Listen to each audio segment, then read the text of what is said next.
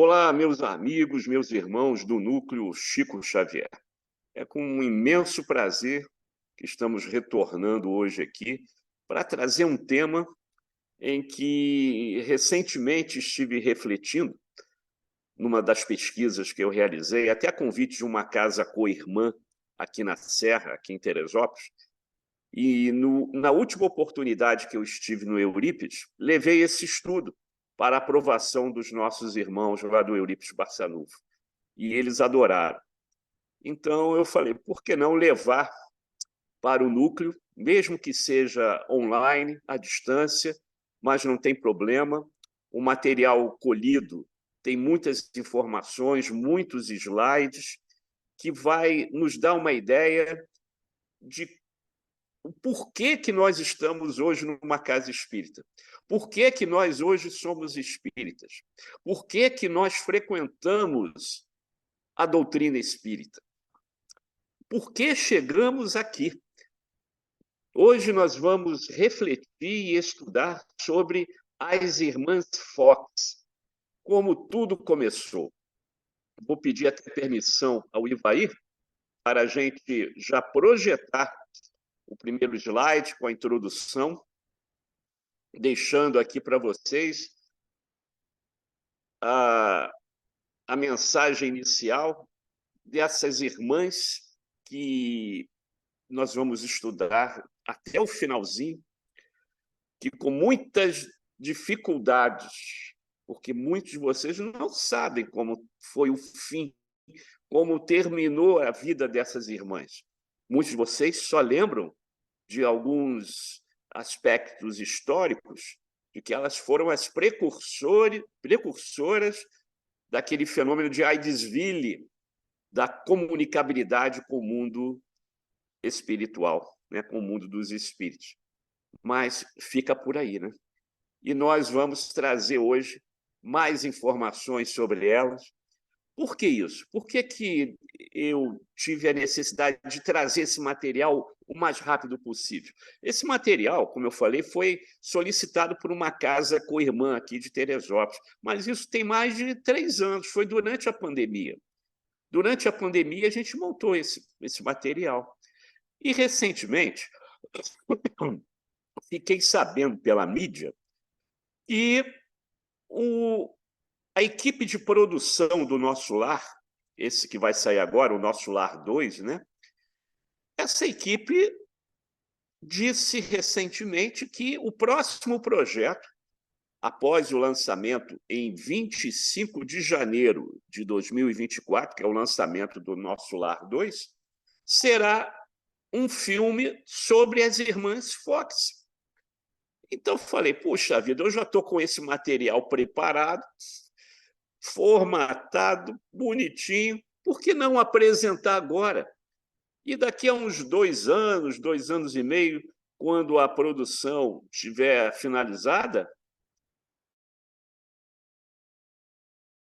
nem que seja 3 anos, mente na cabeça alguns dados que eu vou passar para vocês, com as fontes que eu vou passar também para vocês, né? Para que, quando forem ao cinema, possam recordar daquilo que o Marco Juver falou e que, com certeza, né, os pesquisadores, os historiadores que estão trabalhando nessa nova produção não deixarão de trazer. E eles terão, inclusive, mais ferramentas, né, para essa pesquisa mais séria, mais idônea. Então, tudo que nós trouxemos aqui está hoje em várias obras, que lá no finalzinho eu vou mostrar para vocês quais são essas obras. Mas, antes de mais nada, pessoal, vamos fazer a nossa prece, né? Vamos agradecer a Jesus essa oportunidade que estamos tendo de estudar a doutrina espírita, estudar a história da doutrina e louvar com imenso amor no coração a chegada dessas irmãs que foram as precursoras com a comunicação que hoje nós temos de forma séria e verdadeira nas casas espíritas, nas casas que se dizem espiritualistas. E nós vamos com a graça de Deus, nosso Pai Criador, levar até vocês aquilo, um pouco que a gente pesquisou, mas muito importante para que possamos entender melhor até que ponto nós chegamos e de onde nós começamos. Assim, pedimos a permissão para que possamos dar início à nossa jornada de estudos. Então, vamos lá, pessoal. Vamos iniciar. Bom, antes de mais nada, eu quero deixar bem claro aqui, como nesse slide que eu já coloco logo aí em cima, os fenômenos espirituais sempre aconteceram, pessoal. Não surgiram com as irmãs Fox, nem começaram em Aidesville. Os fenômenos espirituais existem desde que o homem é homem e vive sobre a face da Terra. Esses fenômenos mediúnicos, principalmente chamados ostensivos, que foram presenciados, como diz aí no slide, em todas as épocas da história da humanidade. Algumas formas estranhas, ruídos insólidos, fenômenos sem nenhuma causa ostensiva. Alguns chamavam daquelas casas, aqueles casarões antigos, como mansões mal assombradas, com ruídos que não se conseguia identificar a sua origem. Mas tudo isso era uma forma direta ou indireta de confirmar a existência de que existia algo além da vida material. Esse é o objetivo do nosso trabalho, da nossa pesquisa, estudando essas três irmãs, que foram ícones na doutrina espiritualista, na busca da verdade e abrindo um leque de conhecimentos ao dar o start às primeiras comunicações mediúnicas, que alguns autores espíritas chamam da telegrafia do além, da telegrafia mediúnica. Então, vamos, antes de mais nada, de uma maneira didática, mostrar a vocês onde fica essa região chamada Aidesville, né? Aidesville. Como vocês veem aí nesses dois mapas, Aidesville fica no estado de Nova York. É uma aldeia, né? Localizada no condado de Wayne, no estado de Nova York. Ah, mas não é a cidade de Nova York? Não. A cidade de Nova York, a New York City, como está aí do lado direito, que vocês estão vendo, é como se fosse mais ou menos capital São Paulo, no estado de São Paulo, né? Então, no estado de Nova York, fica o condado de Wayne, né? Onde fica a aldeia, uma aldeia bem simplesinha, em Aidesville, bem ao norte dos Estados Unidos, na cidade, no estado de Nova York. Esse mapa mostra um pouquinho melhor o que eu estou tentando mostrar a vocês, né? Fica no condado de Wayne, fica em Rochester, e dentro de Rochester fica Aidesville. Reparem que logo ao norte dessa seta, né, tem aqueles grandes lagos, né, que faz a fronteira com o Canadá. E existem duas cidades, grandes cidades canadenses, bem próximas a essa fronteira, que é Montreal e Ottawa, né? E o que prova, o que nós vamos trazer a vocês, que a família Fox realmente veio do Canadá. Muitos afirmam que eles eram americanos. Não. A nossa pesquisa chegou a acusar que eles realmente vieram do Canadá. Uma família humilde, onde vieram para trabalhar no país chamado Estados Unidos, né, que fazia fronteira com o Canadá. Também gostaria de esclarecer em relação à moradia da família Fox. Essa visão da casa, que vocês já conhecem, que a história, né, nos reserva na memória, ela tem uma característica que eu gostaria de trazer aqui para vocês, que muitos falavam assim: não, esses ruídos aconteciam porque as casas eram mal construídas, eram ruídos de madeira, o telhado estava cedendo, né, o chão não era firme, não era nada disso. Apesar de ser um condado humilde, com famílias humildes, de lenhadores, né, lavradores, pessoas que trabalhavam no campo, né, as casas eram seguramente muito sólidas mesmo. Então, vocês observam algumas características que eu consegui também, tudo pela internet, né? Mas principalmente por um livro que foi o meu livro-chave, né? O meu livro, vamos dizer assim, base, que foi o livro do Arthur Conan Doyle, A História do Espiritismo, que foi relançado recentemente. No finalzinho, eu vou mostrar essa obra com a nova capa, né? Então, Arthur Conan Doyle, ele descreve com detalhes, né, essa casa. E não era uma ou duas. Dezenas de casas daquela área eram construídas dessa maneira. Era assim que eles construíam.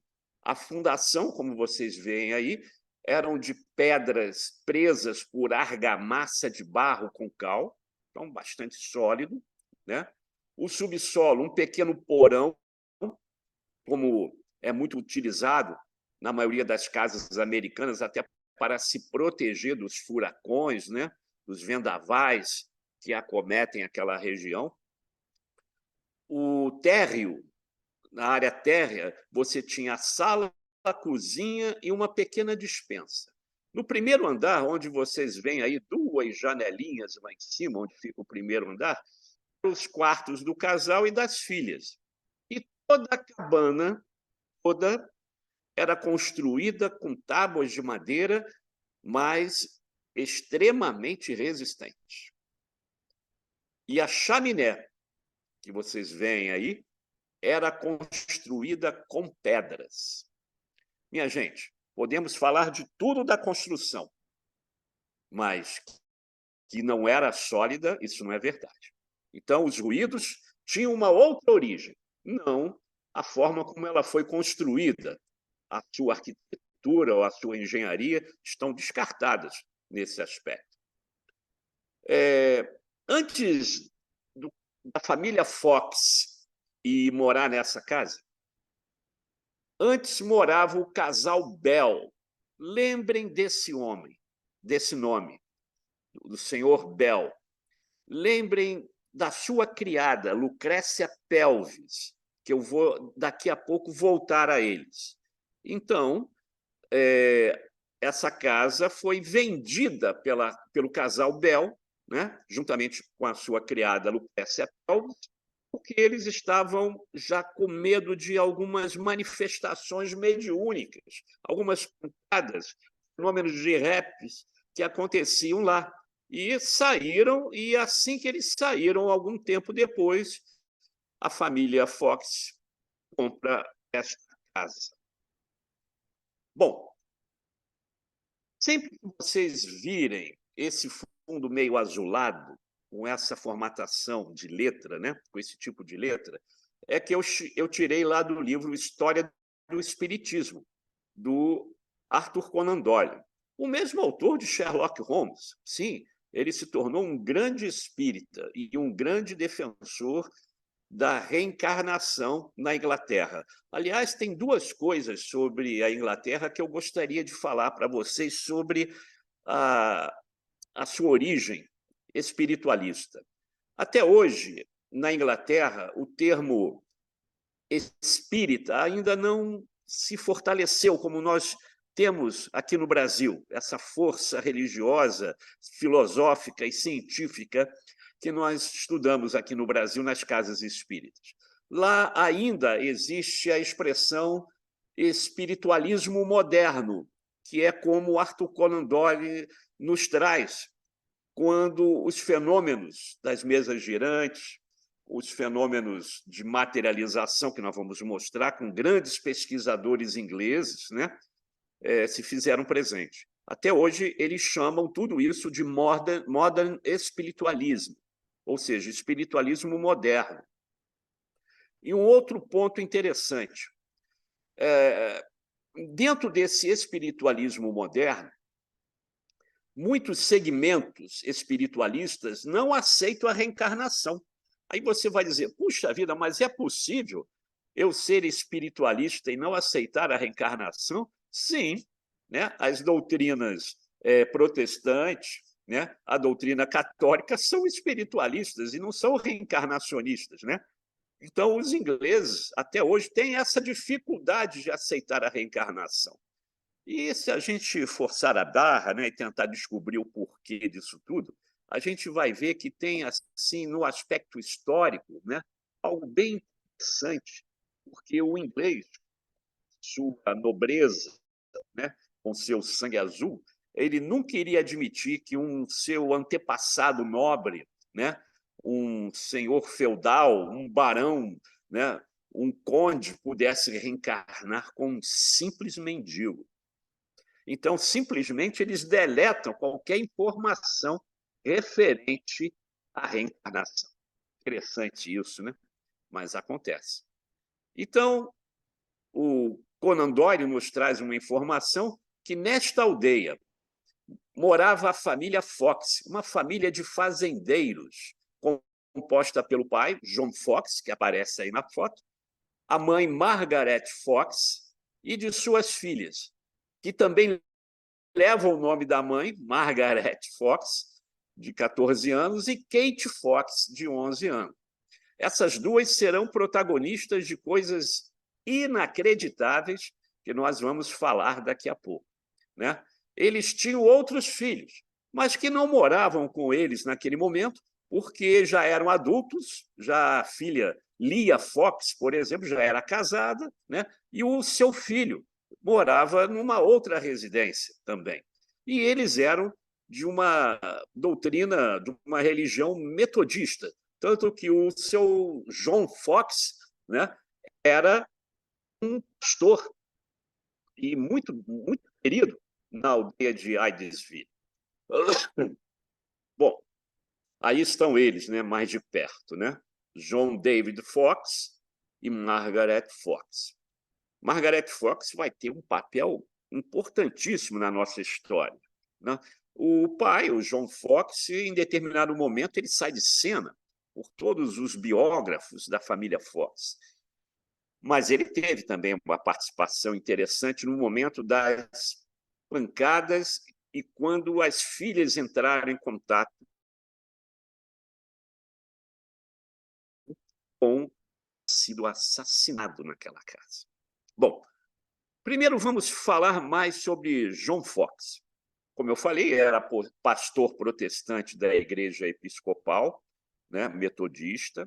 Chega em Hydesville, vindo lá do Canadá, em dezembro de 1847, e, como eu falei, teve um papel importante durante a aparição dos fenômenos, porém não encontramos vestígios de sua presença no resto conhecido da história das suas filhas, das irmãs Fox.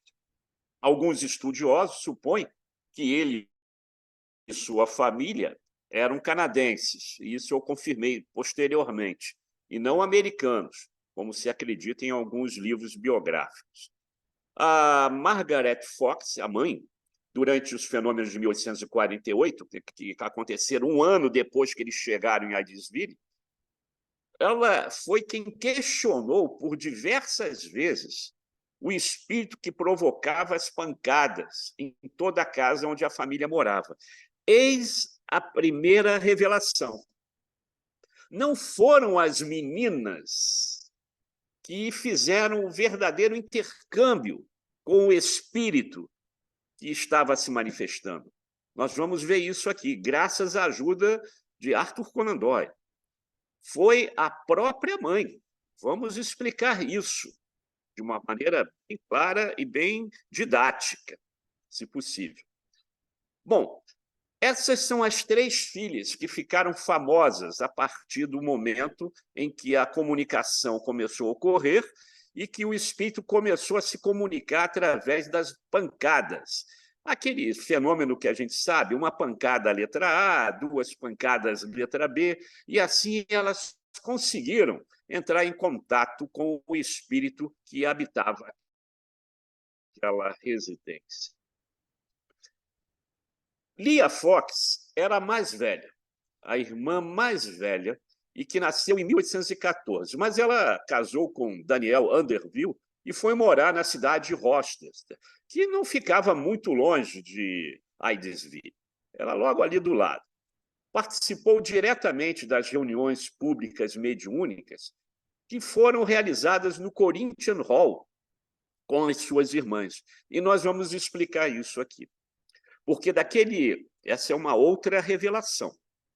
A partir do momento que acontecem os fenômenos, as irmãs ficam famosas e são levadas a montar shows, espetáculos teatrais em teatros, começando em Hydesville, depois indo para Rochester e de Rochester para a cidade de Nova York.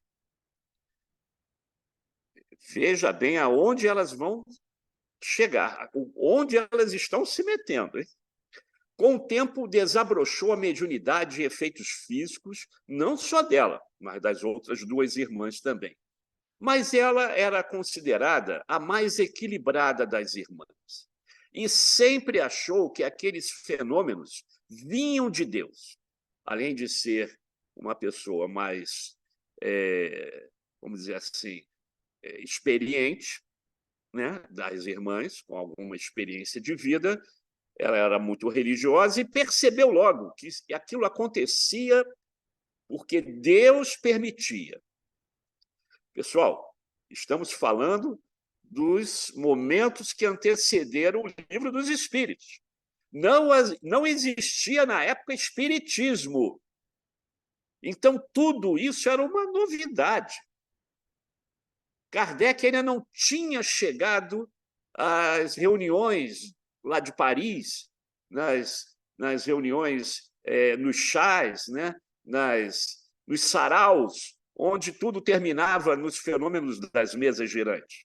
Kardec ainda nem tinha alertado para o fato. E o interessante é que ficamos sabendo, em 1855, ela escreveu um livro chamado The Missing Link, onde descreve as faculdades mediúnicas das irmãs e dela também. Repare que eu falei para vocês lá no início que esse trabalho tem um pouco mais de 3 anos. Naquela época, eu pesquisei muito, né, sobre esse livro, The Missing Link, né, e não consegui achar em lugar nenhum aqui no Brasil.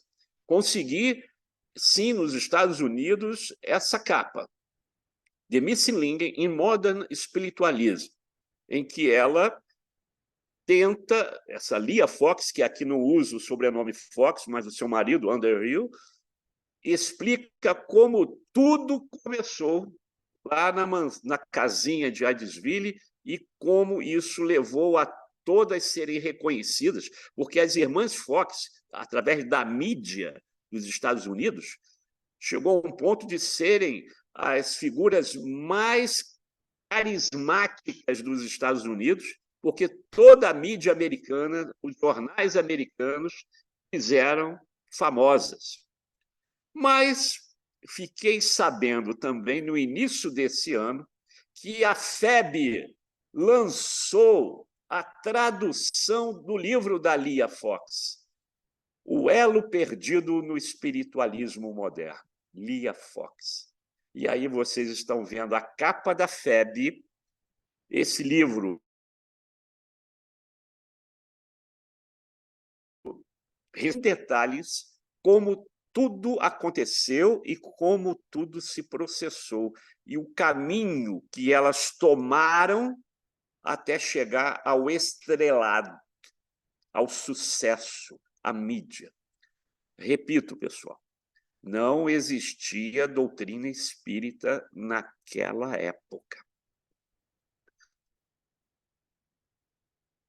E quem foi Kate Fox? Catherine Fox. Ela nasceu em 1830, desencarna ainda jovem, em 1890, e teve a ideia de desafiar o espírito de Charles Roseman, que era o nome do espírito que havia sido assassinado naquela casa. Morou juntamente com a irmã Lia em Rochester, porque a família não tinha mais condições de proteger as irmãs, que virou uma casa de atração turística, onde todo mundo queria ir até lá, conversar com os espíritos, conhecer as irmãs.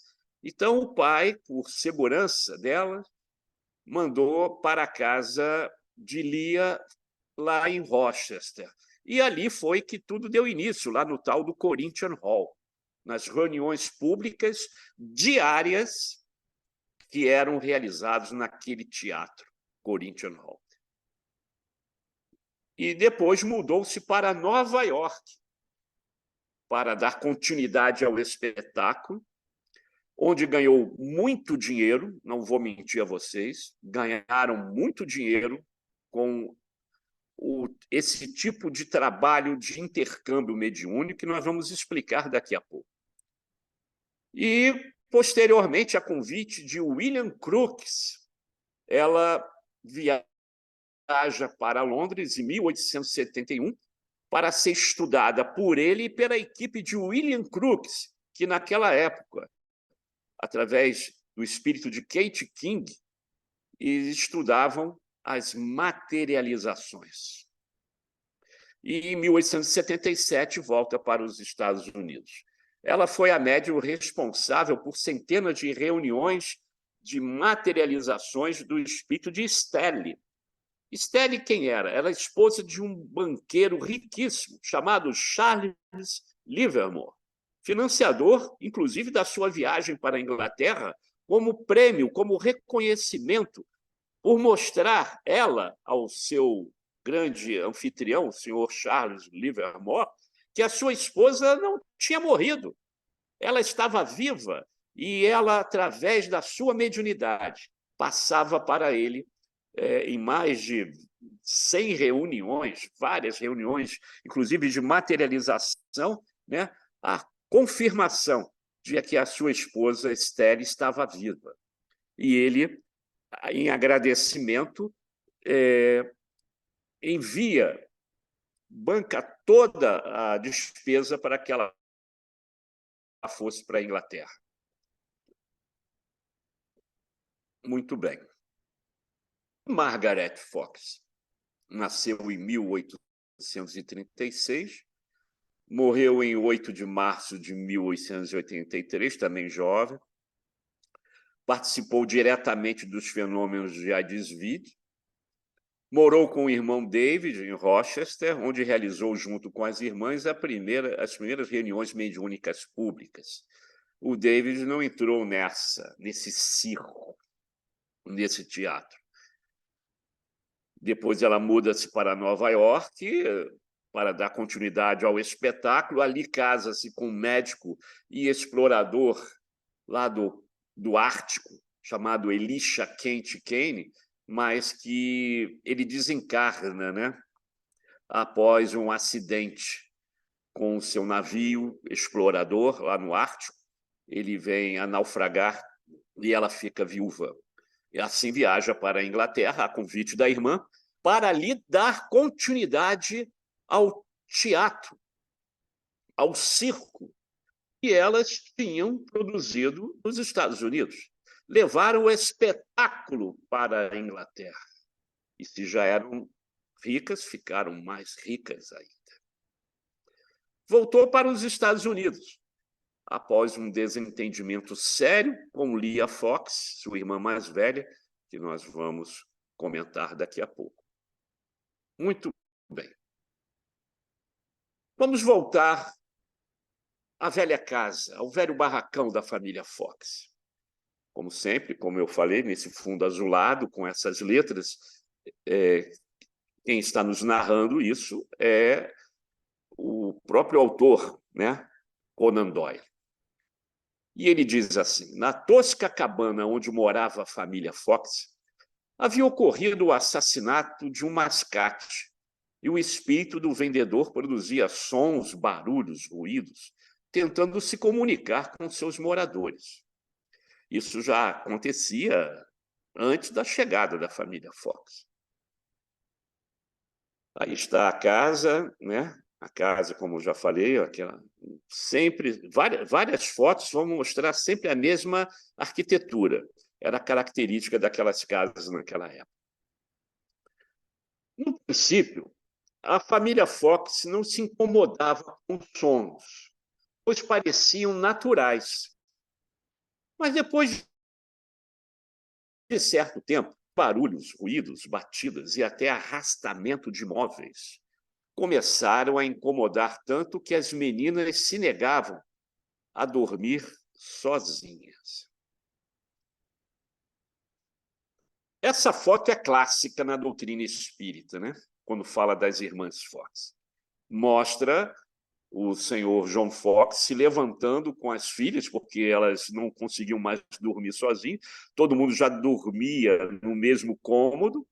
Então, esse dia foi onde foi o ápice dos barulhos, das batidas, e ele se levanta dizendo: não, agora eu vou procurar onde vêm essas pancadas. Se é uma brincadeira, eu vou localizar hoje quem está fazendo isso aí.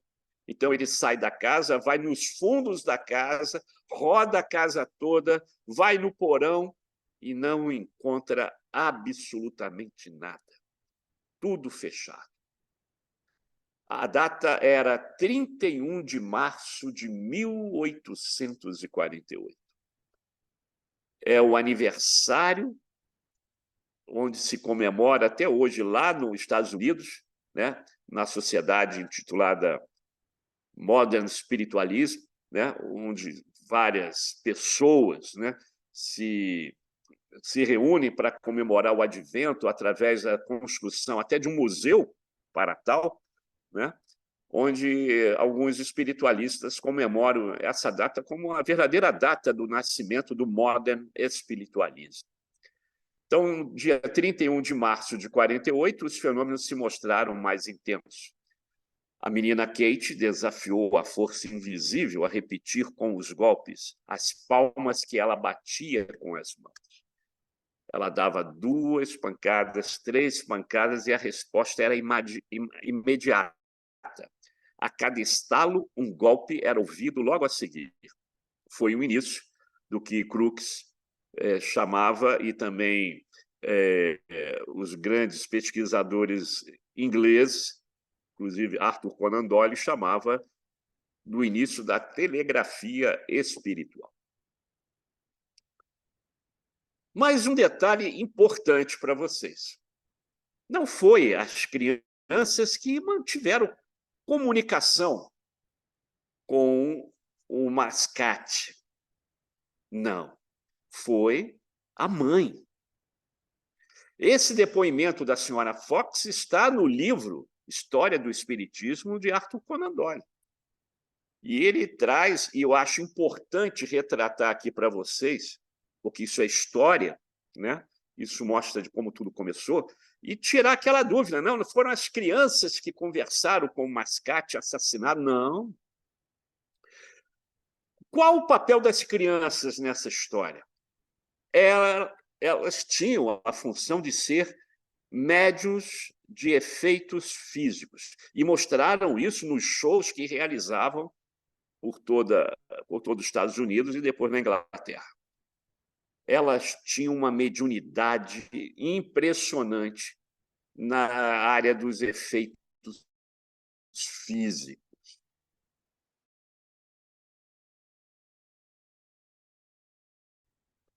Da mãe, da Margaret Fox, com o espírito, não teria acontecido. O depoimento aqui eu acho importante a gente replicar, pessoal. Eis a declaração da mãe Margaret Fox. Então pensei em fazer um teste de que ninguém seria capaz de responder. Pedi que fossem Perdão, Vair. Eu ia falar um negócio antes, Tudo tá? bem, tranquilo. Pode Vou emendar que eu começar corto esse agora, pedaço tá? inicial. Tranquilo. Bom, meus amigos, antes de eu seguir o depoimento da senhora Margaret Fox, eu queria dizer o seguinte: o papel das crianças foram muito importantes. Como eu falei antes, eram médios de efeitos físicos. E a gente sabe, a doutrina nos ensina isso, que se não houver um médio de efeitos físicos no local onde os fenômenos estão acontecendo, isso seria impossível. Tem que ter algum médium dentro daquela casa, dentro de uma casa, dentro de um local qualquer, para que os fenômenos possam ocorrer, mesmo que a criatura não saiba que é um médium de efeito físico, como aconteceu com as crianças. O livro dos médiuns só vieram a prelo muitos anos depois. Elas não sabiam disso. Elas doavam um certo magnetismo, ectoplasma, necessários para que as comunicações se fizessem reais, presentes, com a permissão dos amigos espirituais, que viram ali, naquele momento, o start de uma nova filosofia, de uma nova ciência espírita, explicando tudo para nós, de onde a gente veio, por que estamos aqui e para onde nós iremos retornar. Então, fica aqui a importância dessas jovens que contribuíram de forma maravilhosa para que tudo acontecesse. Mas a mãe foi quem manteve os contatos mais importantes, como nós vamos revelar agora através do lápis de Arthur Conan Doyle. Então, pensei em fazer um teste de que ninguém seria capaz de responder, disse Margaret. Pedi que fossem indicadas as idades de meus filhos, sucessivamente. Instantaneamente foi dada a idade exata de cada um, fazendo uma pausa de um para o outro. Assim, pancadas rápidas, ela contava, depois dava uma paradinha, voltava às pancadas, ela contava, tudo estava dentro da realidade. Até que chega a última pancada, a sétima, com uma pausa maior, com apenas 3 batidas. Por quê? Porque era um filho de 3 anos que havia morrido. E só a família sabia disso. Então, disse Margaret, perguntei, é um ser humano que me responde tão corretamente? Não houve resposta. Reparem que naquela época a comunicação era pelas pancadas. Aí você acordava, uma pancada assim, 2 pancadas não, ou vice-versa. Perguntei, é um espírito? Se for de 2 batidas. E 2 batidas foram ouvidas assim que fiz o pedido. Então eu disse, se foi um espírito assassinado, de 2 batidas. E estas foram dadas instantaneamente, produzindo um tremor na casa. Perguntei, foi assassinado nesta casa? A resposta foi como a precedente, 2 pancadas. A pessoa que o assassinou ainda vive? 2 pancadas, 2 batidas. E ela continuou. Seu assassino pode ser levado ao tribunal? Interessante, nenhuma resposta, nenhuma pancada. Pode ser punido pela lei? Nenhuma pancada, nenhuma resposta. A seguir disse, se seu assassino não pode ser punido pela lei, dê sinais. As batidas foram ouvidas claramente. Veja bem, pessoal, a justiça do homem é uma coisa, a justiça de Deus é outra. Não era permitido, e nem é até hoje, que os espíritos possam fazer esse tipo de trabalho. É claro que a família Bell, que foi, depois ficou comprovado isso, os assassinos desse caixeiro viajante, que o receberam na noite anterior para um pernoite, porque chovia muito naquela redondeza, e ele pediu permissão para dormir ali, e durante a noite ele mostrou para a família e para a empregada também, Lucrécia Pell, todo o material que ele tinha trazido para vender ali naquela região de Rochester, né? E o pessoal ficou com o olho grande, viu que ele, além disso, tinha dinheiro. E assim a família, principalmente o senhor Bell, o assassinou naquela noite. Eles nunca foram pegos. Desencarnaram, mas nunca foram pegos. E não era o caixeiro que iria entregar, porque isso estava fora da, vamos dizer assim, da retidão moral com que os amigos espirituais conosco têm os seus relacionamentos. Tem coisas que não são permitidas. E ela convida, então, o senhor Duesler, que era vizinho, para que ele conhecesse os fenômenos, que conversasse com o espírito também. E papo vai, papo vem, e este Mr. Duesler verificou que ele tinha sido assassinado no quarto de leste, há 5 anos passados, e que o assassínio fora cometido à meia-noite de uma terça-feira, e que fora morto com um golpe de faca de açougueiro na garganta, e que o corpo tinha sido levado para a adega e que só na noite seguinte é que havia sido enterrado. Também foi constatado, através de um diálogo com o espírito sofredor, o motivo pelo qual ele foi morto. E perguntaram: foi dinheiro? Sim. Qual a quantia? $100. Nenhuma resposta. 200, 300? Quando mencionou $500, as batidas confirmaram. Por $500, que era uma grande quantia no final do século XIX, ele foi assassinado. Claro, né? Resolveram escavar a adega para encontrar o esqueleto do suposto mascate e não encontraram nada, apenas vestígios. Apenas vestígios. Após 50 anos é que foi descoberto a ossada do homem assassinado. E nesses 50 anos, a família Bell já havia desencarnado. Não havia provas para prendê-los. A justiça não ia acreditar no espírito.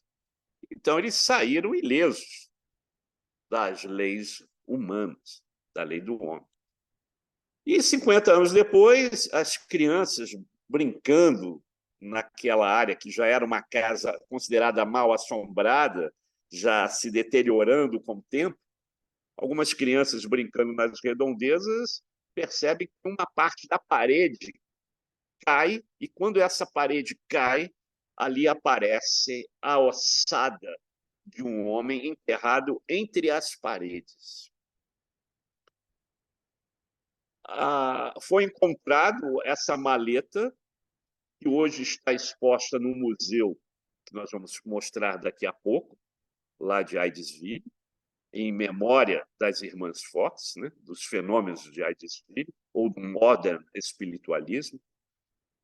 E foi encontrado, então, a maleta do caixeiro Charles B. Rosmar. O que eu quero deixar também bem claro aqui é o seguinte: nessa época, vários fenômenos deste tipo passaram a ocorrer em outras cidades. Fenômenos de comunicabilidade, né? Das pancadas, das tables tournantes, né? Ou table moving, como acontecia na Inglaterra, das pancadas, né? da telegrafia espiritual. E várias pessoas renomadas, por sinal, tanto na América como na Europa, no mundo inteiro, estudaram com rigor e profundidade esses fenômenos, sendo sempre comprovada a vericidade dos fatos. Aqui no Brasil, a gente vê na época de Eurípides, na Fazenda Santa Maria, quando aquelas pessoas já flertavam com as mesas girantes, né? A gente, recentemente, estando lá, soube uma narrativa daquelas pessoas que ainda moram lá, que esses fenômenos ocorriam naturalmente na Casa Grande, né? Quando aquelas mesas pesadas, onde são necessárias 4, 3 pessoas para arrastar, elas levitavam, saía pelas janelas enormes, né? E davam a volta por fora e entravam por outra. Então, fenômenos que aconteciam em todo o planeta, inclusive no Brasil. Mas vamos voltar às irmãs. Elas foram para Rochester, lembram disso? E lá nesse teatro famoso, Corinthian Hall, as primeiras reuniões de materialização, de comunicação, de contato com os espíritos aconteceram. Foi neste teatro que as irmãs Fox, orientadas por entidades espirituais que tinham um propósito bem claro em relação ao futuro da doutrina espírita, né? Realizaram durante muitos anos reuniões públicas de efeitos físicos. Aí elas ficaram famosas. Já eram e ficaram mais ainda. E mais, ficaram ricas, ganharam muito dinheiro. Em 1850, quando a repercussão dos fenômenos já era muito grande, em toda a América, a senhora Fox e as suas 3 filhas passam, então, a morar em Nova York. As filhas tinham dinheiro para isso, e lá elas realizaram todo esse circo, esse teatro, no Hotel Barnum, atraindo ainda outros curiosos. Veja o que acontecia nesse Hotel Barnum. Olha o que acontecia lá em Nova York, o que ocorria ali. Materializações parciais e totais, escrita direta, mensagens em vários idiomas e revelações do passado e do presente. Isso está lá naquele livro da Lia Fox, que eu apresentei para vocês no início. E o pessoal saía dali, não todos crendo no mundo espiritual, mas numa grande, vamos dizer assim, sessão de fantasias, de mágica, onde a sabedoria e o conhecimento de magia daquelas irmãs contagiava a todos. Mas o que eu quero chamar a atenção é que as coisas eram tão claras. Fenômenos de escrita direta, pessoal. Elas amassavam o papel, dobravam o papel, botavam numa caixa, depois abria o papel e ali vinha, escrito de forma espelhada, né? Em idiomas que elas não dominavam, alguma pergunta que veio lá do auditório. Elas perguntavam àquelas pessoas do auditório se queria saber alguma revelação do seu passado, do presente, e os espíritos diziam. Materializações parciais, ou seja, do ventre para cima, ou total, acontecia a todo instante, levitações. E mesmo assim, o pessoal não acreditava. Quero lembrar também a vocês que na cidade de Paris, a cidade inteira assistia atônica, estarrecida a esse turbilhão de fenômenos, né? Que para a maioria só imaginações alucinadas poderiam criar, mas que acabavam se impondo aos mais céticos e aos mais frívolos, como vocês veem aí nas gravuras, né? Olha aí, outras. Essa, então, da mesa, né, que levitava. Essa das sessões de mediunidade, de comunicabilidade. Interessante que eu vou fazer um desafio a vocês.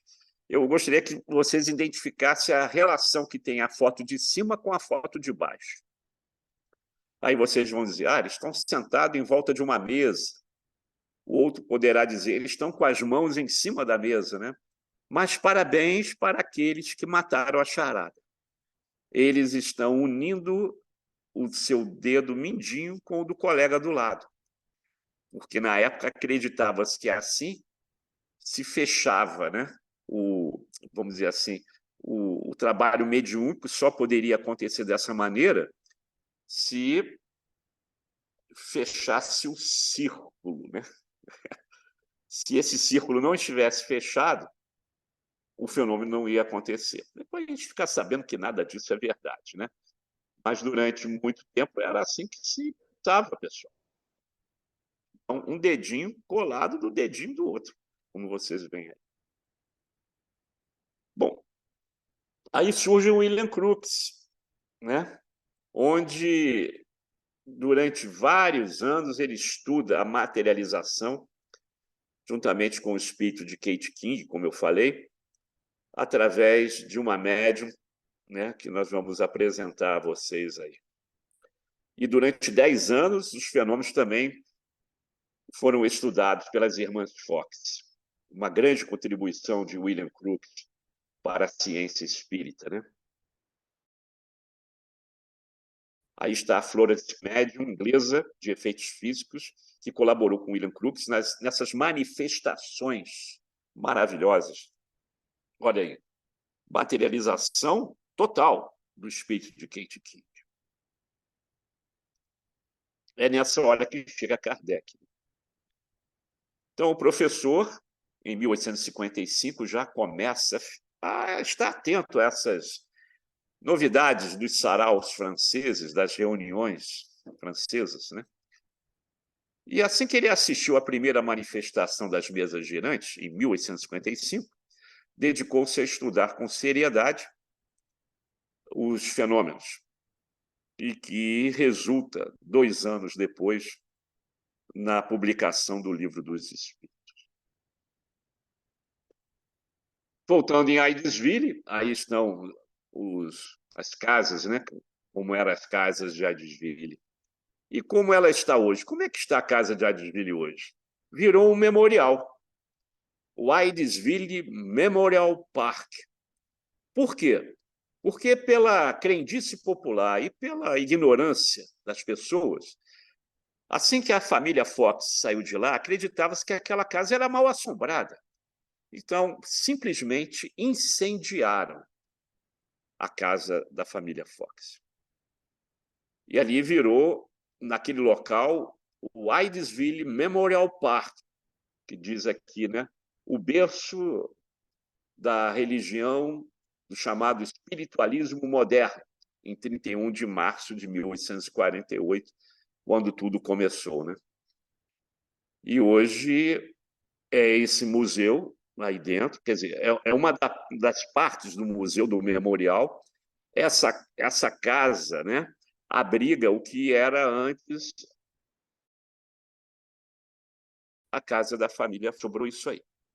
Ela foi derrubada, né, foi incendiada, e a crendice popular dizia que era mal assombrada. E foi isso que sobrou apenas da casa da família Fox. Olha aí, só isso que sobrou. Simplesmente isso. E para finalizar o nosso estudo, já está ficando um pouquinho longo, mas é necessário, qual foi o triste epílogo das irmãs Fox? Aí que é triste, pessoal. Na Inglaterra, em 1871, né, a Catherine Fox, com as expensas do banqueiro Livermore, ela chega lá para ser estudada por William Crookes e, assim que chega na Inglaterra, casa com o senhor Jack.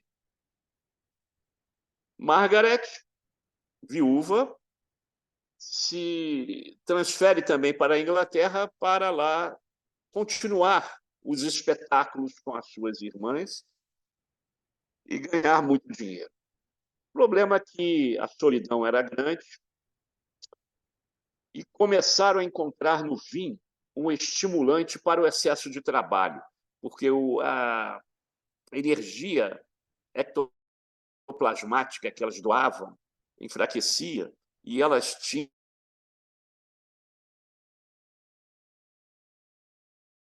que encontraram no vinho um estimulante e as duas se tornaram dependentes químicos. se tornaram-se viciadas no álcool, infelizmente. Lia, que durante um bom período nos Estados Unidos trabalhou com as duas, seja no Corinthian Hall, né? Principalmente no Corinthian Hall, e acreditava que Deus estava por trás daquilo tudo, né? Sabia da sua importância mediúnica, isso está no livro dela.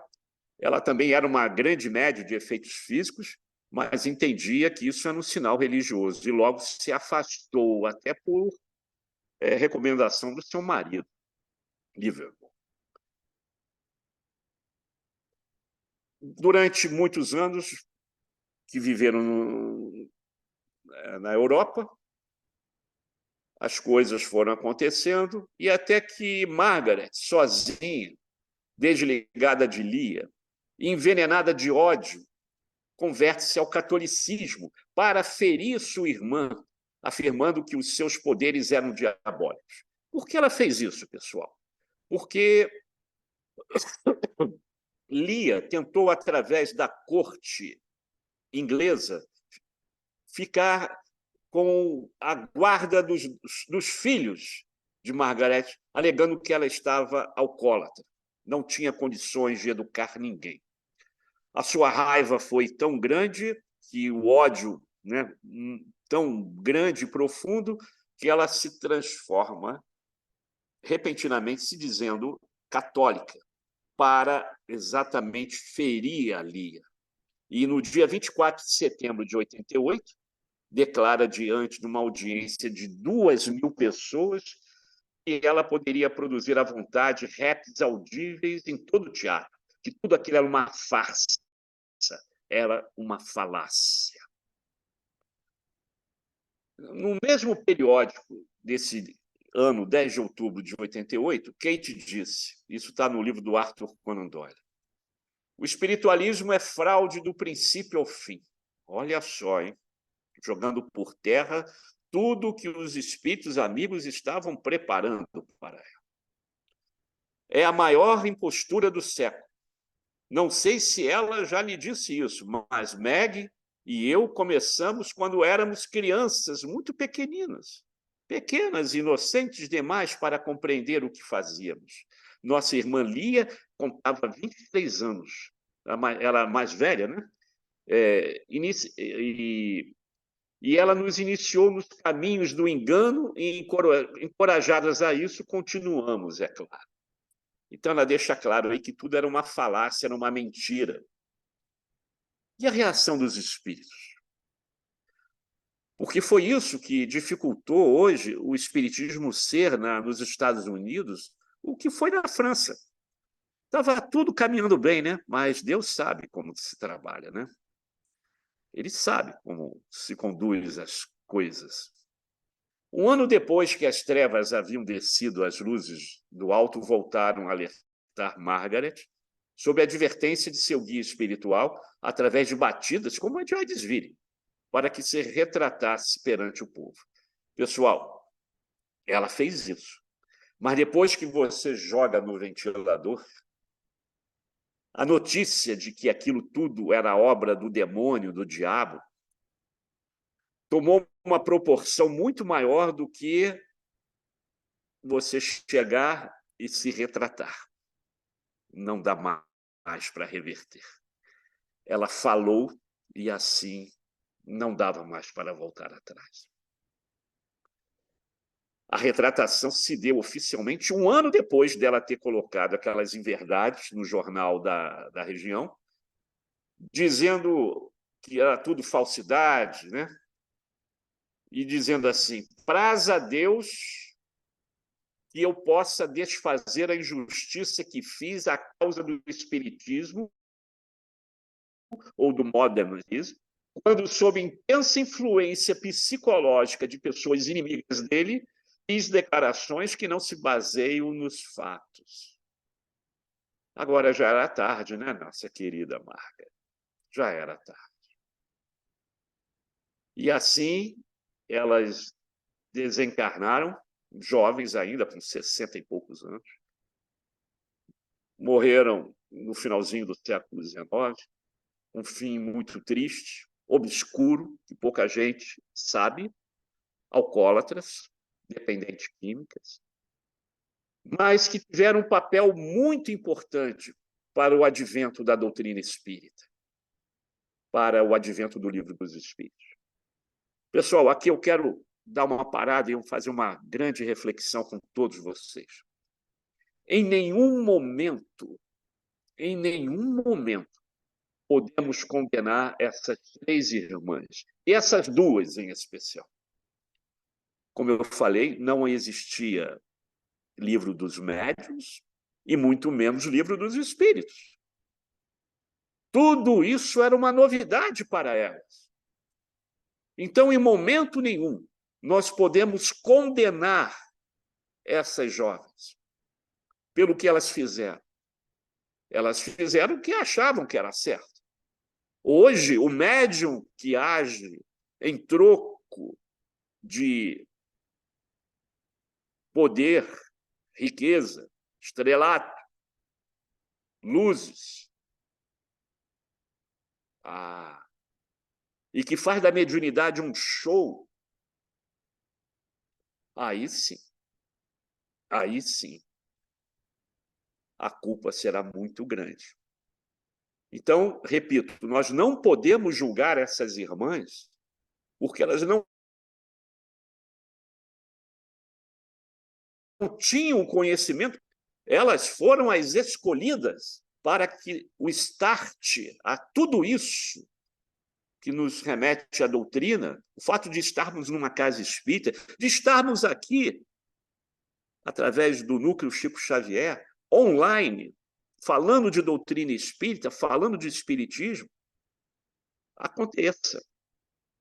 Então, por favor, nenhuma crítica a essas irmãs, mas sim gratidão. Gratidão por tudo que elas deixaram para nós. Finalizando mesmo, aqui estão os livros que eu prometi, pelas quais as pesquisas foram realizadas. Esse do Sir Arthur Conan Doyle, né? É a capa mais nova que eu tenho.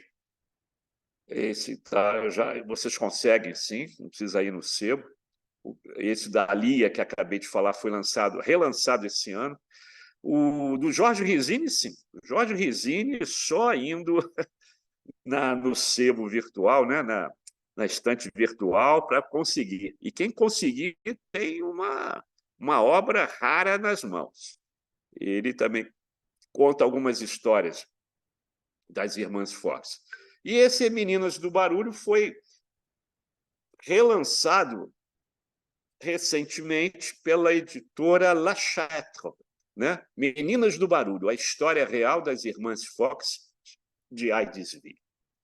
Companheiro, eu creio que a gente chegou a um consenso, né? De como tudo começou, de como nós chegamos aonde nós estamos. Ainda temos muito que trilhar, muito que aprender. Vimos como é que a espiritualidade levantou o véu, né? De uma maneira bem... E que a bola de neve foi crescendo, crescendo, crescendo, e hoje nós temos o espiritismo, o verdadeiro espiritismo idealizado por Kardec, vinculado aqui no Brasil. A bandeira do espiritismo está hoje aqui no Brasil. A mesma bandeira que passou lá na época de Jesus, né? Chegou na França e hoje está aqui. Isso só vai ficar aqui no Brasil se nós, espíritas, assim o desejarmos. Desejar de coração que ele fique aqui, senão ele vai para outro lugar. Estou observando aqui momentos assim em que o movimento espírita brasileiro passa por conflitos, distensões, braços de um lado, braços do outro, ideologias A, B e C, dentro de uma doutrina que é simples e objetiva. Porque é o que eu digo sempre, né? Doutrina espírita é simples. O que é complicado é o movimento espírita. Assim, meus irmãos, vamos fazer a nossa prece de encerramento, agradecendo a Jesus a oportunidade de termos levado até vocês essa humilde pesquisa, para que em breve, ao se transformar num filme, possamos rever os detalhes, né? Na cinegrafia em que os nossos irmãos, com certeza, com mais recursos de pesquisa, trarão para nós, nas telas do cinema, mais informações a respeito dessas irmãs, que realmente deixa muito carinho e um total agradecimento da nossa parte por trazer a doutrina espírita até o nosso Brasil aos dias atuais. Muita paz a todos, meus irmãos, e até uma nova oportunidade. Graças a Deus.